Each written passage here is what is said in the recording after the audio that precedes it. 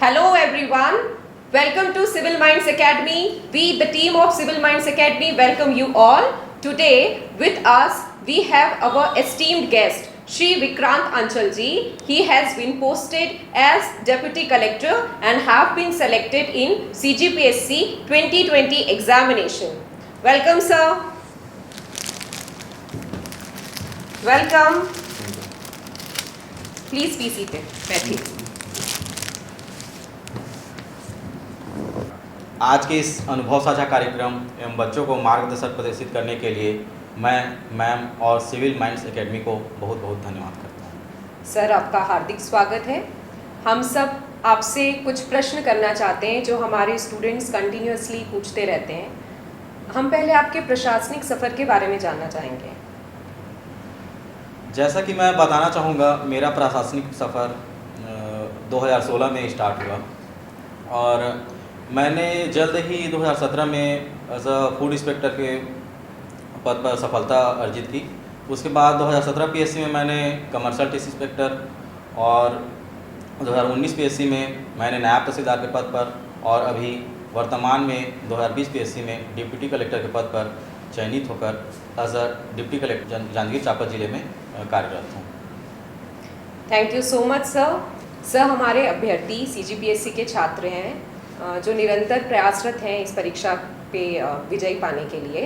तो वो ये जानना चाहते हैं कि आपको क्या क्या कठिनाइयों का और परेशानियों का सामना करना पड़ा इस सफ़र में। मैं अपने इस सफलता के सफ़र के बारे में कुछ बताना चाहता हूँ। मैं एक ग्रामीण परिवेश से बिलोंग करता हूँ, जहाँ मुझे ये नहीं पता था कि सिविल सर्विस में डिप्टी कलेक्टर क्या होता है, डिप्टी सुपरिटेंडेंट ऑफ पुलिस का पद क्या होता है, ये सब के बारे में कोई जानकारी नहीं थी।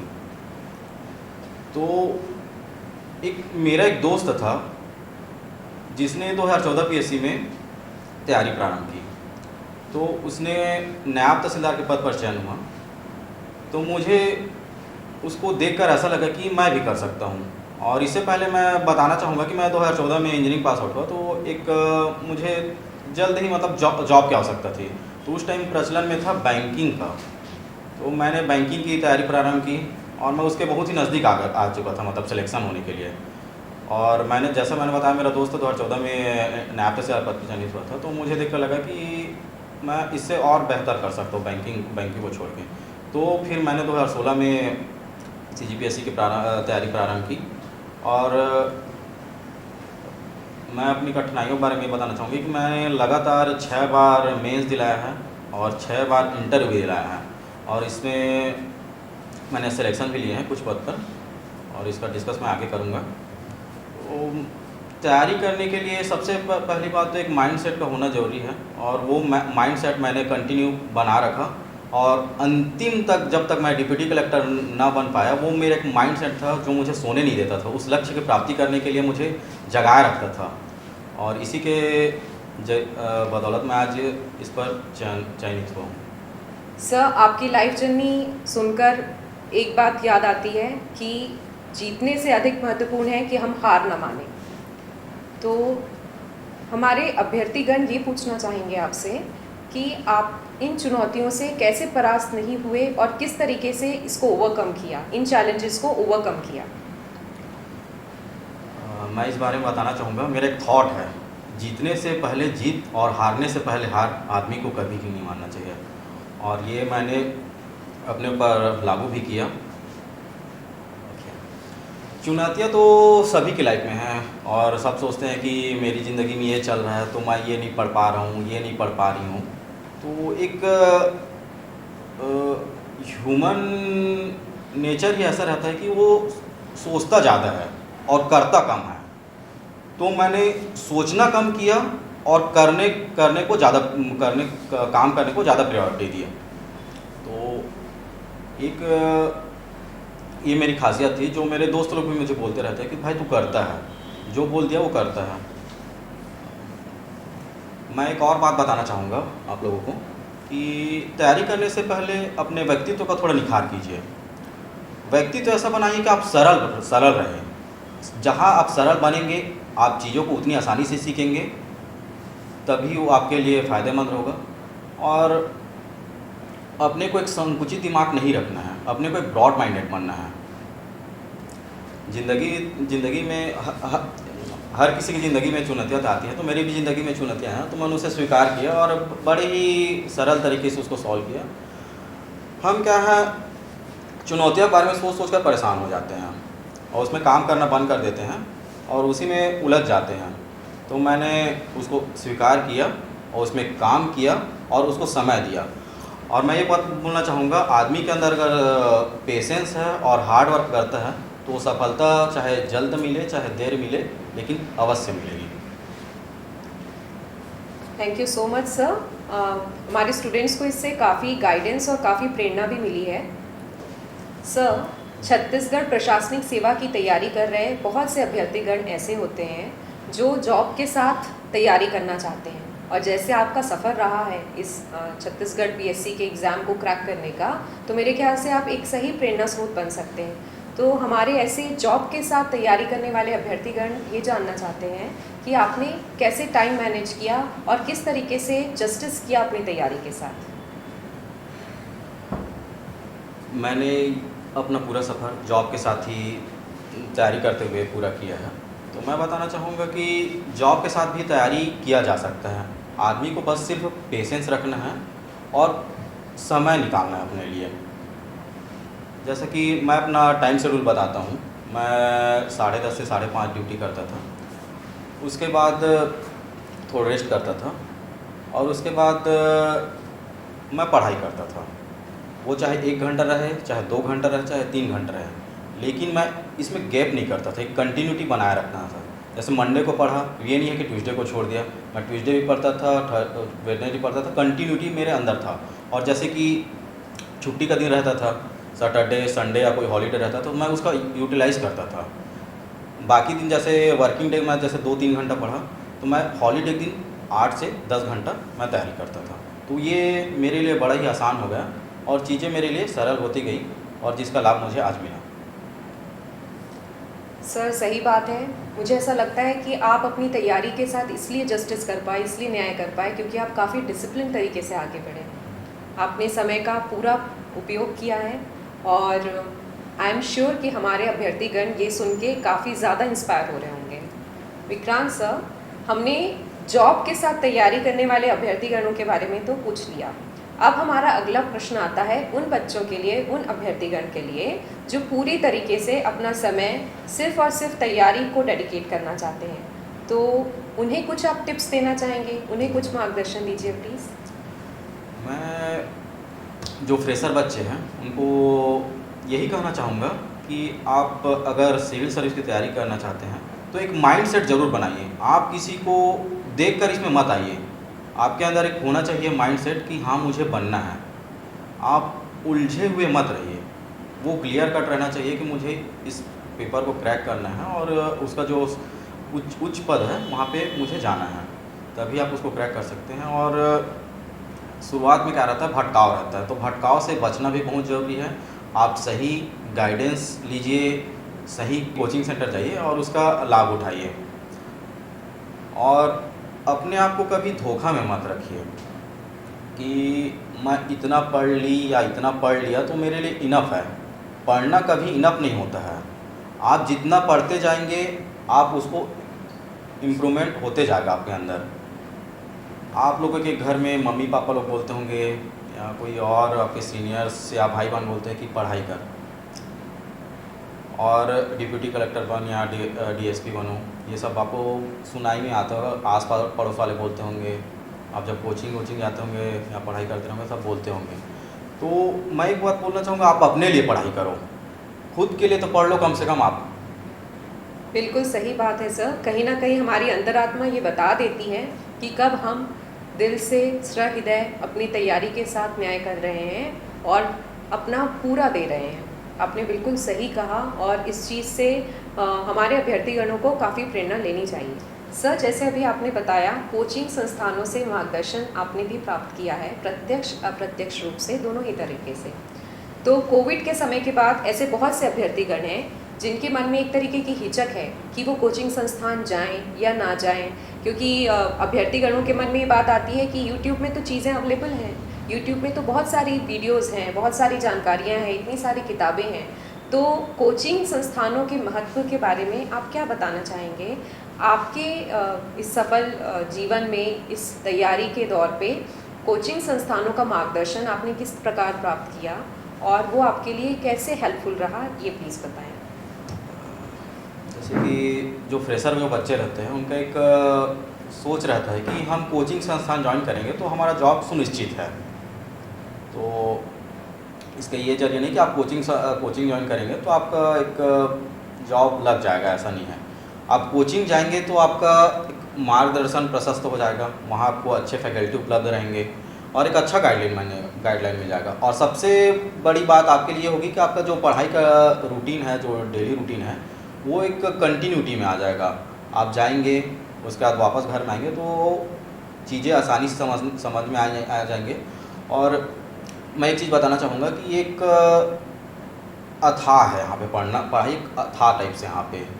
तो यहाँ एक बात आपको याद रखनी चाहिए कि पढ़ने से ज़्यादा ये इम्पॉर्टेंट है कि किस चीज़ को छोड़ा जाए। तो किस चीज़ को छोड़ा जाए, इसका आपको एकदम सटीक और विस्तृत जानकारी कोचिंग सेंटर या आपके कोई भी मार्गदर्शक होंगे या जो पूर्व चयनित हो चुके हैं उनसे आप ले सकते हैं और इससे आपको फ़ायदा ज़रूर मिलेगा। Well said, sir. There is large influx of knowledge in YouTube videos and books. But when we have mentors, things really help us to channelize our energies and our preparation.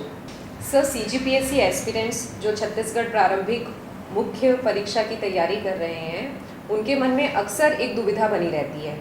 उन्हें ये लगता है कि शायद प्रारंभिक परीक्षा की तैयारी और मुख्य परीक्षा की तैयारी अलग अलग करनी चाहिए, कभी उन्हें लगता है कि साथ में करनी चाहिए। बहुत भटकाव जैसी और बहुत उलझन भरी परिस्थिति महसूस करते हैं। तो आप सही मार्गदर्शन दें उन्हें कि किस प्रकार से प्रीलिम्स और मेंस को साथ लेकर चलना चाहिए या फिर इसकी तैयारी अलग अलग होनी चाहिए। जैसा यहाँ की प्री और मेंस का बात है, तो ये छत्तीसगढ़ राज्य सेवा परीक्षा के 2 चरण हैं, जिसमें प्रथम चरण प्री है और दूसरा चरण मेंस है। तो आपको अपना अगर नींव मजबूत बनाना है तो जो आपको बेसिक जो कॉन्सेप्ट हैं उसको अच्छे से क्लियर करेंगे, तभी आप आगे की चरण में बढ़ पाएंगे। तो इसके लिए प्री भी इम्पॉर्टेंट है, तो उसकी पढ़ाई एकदम सटीक तरीके से करिए और उसके बाद आप मेंस में ही पहुंच पाएंगे। सो अटेंशन एस्पिरेंट्स, कंफ्यूज होने की बिल्कुल भी बात नहीं है। प्रीलिम्स और मेंस की तैयारी एक सी है, क्योंकि इसका जो सिलेबस है वो 80% एक जैसा है। सिर्फ प्रीलिम्स परीक्षा का स्वरूप और मेंस परीक्षा का स्वरूप भिन्न है थोड़ा। तो अगर हम एक इलाबोरेटिव तैयारी करते हैं, पूर्णतः बेसिक से लेके एडवांस में अच्छे से तैयारी करते हैं, तो हमारा प्रीलिम्स और मेंस निश्चित ही निकलता है। और अगर हम तैयारी अच्छे से करते हैं तो हमारे अंदर कॉन्फिडेंस भी होता है और हम इंटरव्यू भी डेफिनेटली क्लियर कर सकते हैं। तो थैंक यू सर, हमारे स्टूडेंट्स बहुत इंस्पायर्ड हैं and I think things are very clear to them. Sir, कौन कौन सी बुक्स हमें हमारी प्रिपरेशन में, हमारी तैयारी में रिफ़र करनी चाहिए? हमारे बहुत से स्टूडेंट्स कंटिन्यूसली ये क्वेश्चंस पूछ रहे हैं, प्लीज़ बताएं। जैसा कि प्रिपरेशन के समय बुक का चूज़ करना रहता है, तो हमारे पास मार्केट में बहुत सारे बुक हैं। तो मैंने स्टैंडर्ड और ऑथेंटिक बुक चूज़ किया पढ़ने के लिए और उनसे मैं अपने हैंड रिटन नोट्स भी बनाते गए, जिससे मुझे बहुत ही बेनिफिट मिला। तो मैं कुछ बताना चाहूँगा उसके बारे में। जैसे कि हिंदी लैंग्वेज है, उसके लिए राज्य ग्रंथ अकादमी की विनय कुमार पाठक लेखक हैं, उनका आप पढ़िए। छत्तीसगढ़ी लैंग्वेज के लिए विनय कुमार पाठक जी का पढ़िए बुक। और उसके बाद भारतीय संविधान के लिए आप एम लक्ष्मीकांत और पब एड का BL फाड़िया। इंडियन ज्योग्राफी के लिए अरविंद पेरियार। भारतीय इतिहास के तीनों भाग के लिए मैंने NCERT की किताबें चूज़ की। जो छत्तीसगढ़ का हमारा इतिहास हो गया, भूगोल हो गया, उसके लिए मैंने, जैसे छत्तीसगढ़ इतिहास हो गया, एक राम कुमार बिहार की छत्तीसगढ़ की बुक आती है, उससे मैंने अध्ययन किया। और छत्तीसगढ़ का भूगोल LN वर्मा सर के बुक से मैंने जो एक ट्राइबल और एक कल्चर का बुक आता है वैष्णव सर का, उसका भी बुक बहुत ही फ़ायदेमंद था। कि जैसे कि मैंने बताया कि आप नोट्स बनाइए स्टैंडर्ड बुक से, तो नोट्स बनाने के ये मतलब नहीं है कि आप नोट्स बना दिए और रख दिए। नोट्स बनाइए और कंटिन्यू उसको रिवीजन करिए। आप जब तक रिवीजन नहीं करेंगी तब तक वो बातें आपके दिमाग में नहीं बैठ पाएंगे, और आप पेपर टाइम आप एक क्वेश्चन सॉल्व नहीं कर पाएंगे। आपको क्लिक करना चाहिए वहाँ पे आंसर, तभी आपका पेपर सॉल्व होगा। Rightly said, revision is the key for selection. Thank you sir. तो देखिए कितना महत्वपूर्ण है स्टैंडर्ड किताबों को रेफ़र करना, उनका चयन करना और उनका अध्ययन करना। और दूसरी बात जो सर ने कही, नोट्स मेकिंग, तो प्रॉपर गाइडेंस, जेन्युइन मार्गदर्शन के साथ आप अच्छे नोट्स बनाएं, क्योंकि आपके स्वयं के लिखे हुए नोट्स डेफिनेटली आपके काम आएंगे। तैयारी के अलावा हमारे अभ्यर्थीगण के कुछ अन्य प्रश्न भी हैं, जैसे कि आपकी हॉबीज़, किस तरीके से आपकी हॉबीज़ ने आपको प्रेरित रखा आपकी इस एग्ज़ाम प्रिपरेशन जर्नी में, हमारे स्टूडेंट्स पूछना चाह रहे हैं। तो सर प्लीज़ अपनी हॉबीज़ शेयर करें। हॉबीज़ तो सबकी अपनी अपनी अलग होती हैं। तो मेरी एक हॉबीज़ है ट्रैवलिंग। तो मैं बताना चाहूँगा छत्तीसगढ़ के जितने भी ज़िले हैं उसमें से 2 या 3 मुश्किल से छोड़ दिया जाए तो मैं सभी ज़िले ट्रैवल कर चुका हूँ, और ये मुझे एज एग्ज़ाम में और इंटरव्यू में मुझे बहुत बेनिफिट हुआ इससे। और इंटरव्यू मुझे मुख्यतः मेरे हॉबी से क्वेश्चन पूछे गए, तो एक्चुअली मैं पूरा ट्रैवल कर चुका था, तो मुझे एक एक चीज़ याद था, तो मैं उसका आंसर एकदम आसानी से देते गए, और उसका मुझे परिणाम मुझे अच्छा ही मिला। हॉबीज़ मुझे एक अलग ही ऊर्जा प्रदान करता था, जो मुझे अपनी तैयारी में आगे बढ़ने को प्रेरित करता गया, और मुझे उसका फल मिला है। जैसा कि मैंने बताया मेरा हॉबी ट्रैवलिंग है, तो मुझे एक इंटरव्यू के एक बोर्ड मेंबर थे, मुझे पूछा गया कि आप नॉर्थ से साउथ तक जहाँ जहाँ घूमे हैं वहाँ का पर्टिकुलर आप बताते जाइए। तो मैंने जसपुर ज़िले से स्टार्ट किया, उसके बाद मैं सरगुजा में पहुँचा। सरगुजा ज़िले में बताते गए मैं, तो मुझे एक वो बोर्ड मेंबर था, वो बोले कि आप मैन पाट गए हो? तो हाँ सर मैं गया हूँ, मैं बोला। तो वहाँ पे एक खेती करते हैं, वाइट कलर का रहता है, वो क्या चीज़ है? तो शायद ये आप लोग को भी नहीं पता होगा, वो मेरे को पता था, और तुरंत दिमाग में क्लिक कर गया। मैं उसको बोला सर ये टाऊ की खेती होती है वहाँ पे। तो यहाँ पे उनको लगा कि ये एक्चुअल उसकी हॉबी है, वो जानबूझकर हॉबी मैंने डाला नहीं है, तो वो मेरे को एक प्लस पॉइंट वहाँ पे साबित हुआ, और ये मेरे लिए अच्छा साबित हुआ। एक और एग्जांपल बताता हूँ मैं इसके लिए। आपने महंत घासीदास और बाबा गुरु घासीदास के बारे में आपने पढ़ा होगा। तो रायपुर में एक संग्रहालय है, उसका नाम है महंत घासीदास संग्रहालय। तो अगर आपको पूछ दिया जाता है कि रायपुर में स्थित संग्रहालय का नाम बताइए, आप उसमें 4 नाम दे दिया, जैसे कि महंत घासीदास संग्रहालय, बाबा गुरु घासीदास संग्रहालय और 2 और 4 नाम, तो आप उसमें कंफ्यूज हो जाते हैं। मैक्सिमम बच्चे कंफ्यूज रहते हैं कि वो ये बोलते हैं कि वो बाबा गुरु घासीदास संग्रहालय के नाम से है, एक्चुअल में वो महंत घासीदास संग्रहालय का है। वो ये मेरे को कैसे याद था, वहाँ में मैंने ट्रैवल किया, ट्रैवलिंग मेरी हॉबी थी। आप घूमिए तो चीज़ें समझ में आएंगी, और ये मेरे लिए बेनिफिट सिद्ध हुआ।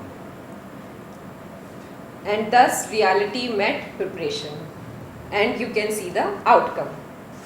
Sir, now an open question. हमारे अभ्यर्थीगणों को आप अपने क्या व्यक्तिगत सुझाव देना चाहेंगे?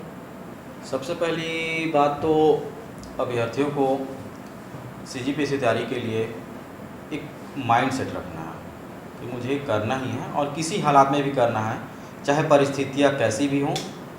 परिस्थितियाँ हमेशा एक जैसी नहीं रहती हैं, हम उसको परिवर्तित करना आपके ऊपर है। तो उसको आप कैसे परिवर्तित कर सकते हैं? आप तैयारी करते रहेंगे, तब होगा। आपको बोलने से नहीं होगा कि मैं पढ़ूंगी। कई बच्चे ऐसे रहते हैं कि बोलते बस रहते हैं कि मुझे पढ़ना है, वो स्टार्ट नहीं कर पाते हैं। तो सबसे बड़ा मुद्दा ये रहता है कि स्टार्ट करना। आपने जैसे बोल दिया मैं CGPSC करूँगी या करूँगा, तो आप स्टार्ट करिए। आप बुक लीजिए, या कोई भी कोचिंग संस्थान है, कोई भी आपके सीनियर सर मैडम हैं, या कोई भी पूर्व चयनित में अधिकारी है उनसे मिलिए, उनसे मार्गदर्शन लीजिए उसके संबंध में, और आप तैयारी स्टार्ट करिए। और जैसे आप तैयारी स्टार्ट की, आपको रुकना नहीं है, आपको कंटिन्यूटी बनाए रखना है धैर्य के साथ। आपको सफलता एक बार में मिल जाएगी या एक बार में नहीं मिलेगी, तो आपको रुकना नहीं है। जब तक सफलता हासिल नहीं हो जाएगी तब तक आपको निरंतर प्रयत्न करते रहना है। और जब सफलता मिलेगी आप उस खुशी का आप आकलन नहीं कर सकते और अनुमान ही नहीं लगा सकते। वो बहुत बड़ा चीज़ होता है, आप उसको रियलाइज़ कर पाएंगे जब आप सफल होंगे। आज सिविल माइंड्स एकेडमी की ओर से मेरे अनुभव साझा एवं बच्चों के मार्गदर्शन प्रदान करने के लिए आमंत्रित किया गया, इसके लिए मैं सिविल माइंड एकेडमी का धन्यवाद करता हूँ। और ये जो सिविल माइंड एकेडमी है वो गोल चौक रायपुर में स्थित है, जहाँ सिविल माइंड एकेडमी में अनुभवी एवं चयनित शिक्षकों द्वारा सभी विषयों के संबंध में मार्गदर्शन प्रदान किया जाता है, जहाँ पर आप उनके अनुभवों का लाभ ले सकते हैं और जो आपकी सफलता में बहुत ही मददगार साबित होगा। और यहाँ पे जितने भी शिक्षक हैं उनको प्रत्यक्ष और अप्रत्यक्ष रूप से, व्यक्तिगत रूप से परिचित हूँ मैं, और निश्चित ही सिविल माइंड एकेडमी के शिक्षकों के अनुभवों का लाभ आप लोग को निश्चित रूप से प्राप्त होगा। जिन विचारों के साथ सिविल माइंड एकेडमी प्रारंभ किया गया है उन विचारों का लाभ आप लोग को निश्चित रूप से ही प्राप्त होता रहेगा। Thank you so much, sir. And we wholeheartedly welcome you to Civil Minds Academy.